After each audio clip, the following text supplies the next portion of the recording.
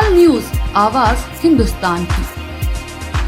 Samajwadi party के राज्यसभा सांसद रामजी लाल सुमन ने केंद्र और प्रदेश सरकार पर जमकर हमला बोला। उन्होंने कहा कि भाजपा सरकार आरक्षण को खत्म करना चाहती है। भारत सरकार के महत्वपूर्ण पदों पर भाजपाई मानसिकता वाले लोगों को बिठाने की कोशिश की जा रही है। हम जरूर चाहेंगे कि हाईकोर्ट के आदेश के आलोक में उनके खिलाफ कार्रवाई की जाए। बड़ा घोटाला मानते हैं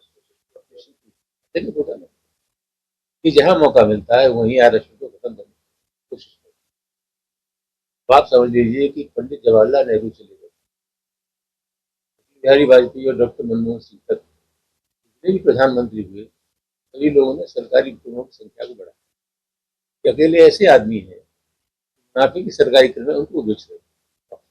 ऐसा कि मैंने भी आपसे कहा कोई संस्था जब सरकार के हाथ से निजी हाथों में चली जाएगी तो आरक्षण अपने आप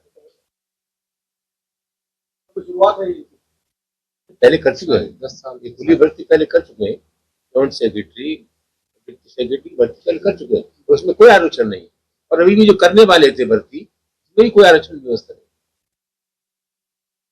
जब ये चुनाव हो रहे थे तो लगातार भाजपा के मंत्रियों की तरफ से कहा जा रहा था कि संविधान को बदल देंगे तो खत्म कर देंगे। इसको लेकर लगातार विपक्ष के लोग कह रहे थे कि हम संविधान बचाने उतरे। इसका लगता है उसी तरफ ये तो वो यही है, लेकिन कोई माइल इस देश को संविधान को बदल नहीं सकता। सांसद रामजी लाल सुमन ने कहा कि 69,000 शिक्षक भर्ती में आरक्षण घोटाला हुआ है। भाजपा का आरक्षण विरोधी चरित्र उजागर हुआ है। सरकारी उपक्रमों को निजी हाथों में बेचा जा रहा है जिससे आरक्षण खत्म हो जाएगा। इसका जो पहला पैरा है वो आपको चेंज करना पड़ेगा। ये जो भारत सरकार सीधी भर्तियां कर रही थी, एक सचिव का पद, उप सचिव का पद, और आप लोग जानते हैं जब कोई IAS बनता है इसके पीछे कितना परिश्रम करना पड़ता है। ये जो सरकार भर्ती कर रही थी जन आंदोलन के दबाव में, दलित और पिछड़ों संगठनों के दबाव में और प्रतिपक्ष के दबाव में सरकार ने निर्णय को वापस ले लिया। लेकिन हमारा कहना यह है तो नीयत तो थी, जन दबाव के सामने वो नहीं कर पाए। इससे पहले उन्होंने किया है। तो सबसे बड़ा सवाल तो यह है कि सरकार जानबूझ करके आरक्षण को समाप्त करने में लगी। जितने भी सरकारी उपक्रम थे पंडित जवाहरलाल नेहरू से लेकर के अटल बिहारी वाजपेयी और डॉक्टर मनमोहन सिंह तक जितने प्रधानमंत्री इस देश में पैदा हुए सभी लोगों ने सरकारी उपक्रमों की संख्या को बढ़ाया। ये अकेले ऐसे प्रधानमंत्री हैं जो मुनाफे के सरकारी उपक्रम है उनको भी बेच रहे हैं। और जाहिर बात है कि जब कोई संस्था सरकार के हाथ से निजी हाथों में चली जाएगी तो आरक्षण अपने आप खत्म हो जाएगा।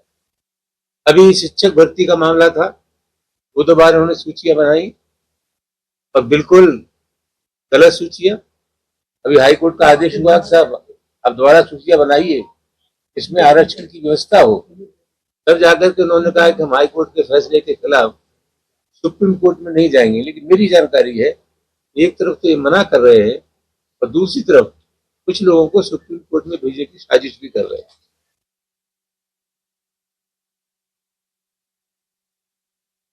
अभी सुप्रीम कोर्ट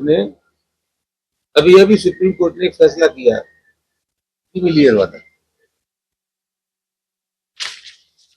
सुप्रीम कोर्ट या हाई कोर्ट, सुप्रीम कोर्ट खासतौर से कानून की व्याख्या करता है। विधानमंडल और संसद कानून बनाती है।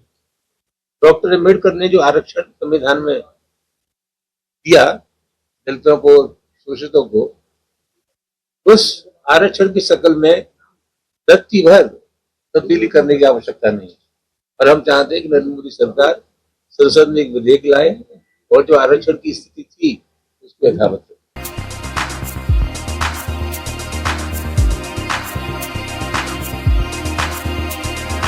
तत्काल न्यूज, आवाज हिंदुस्तान की।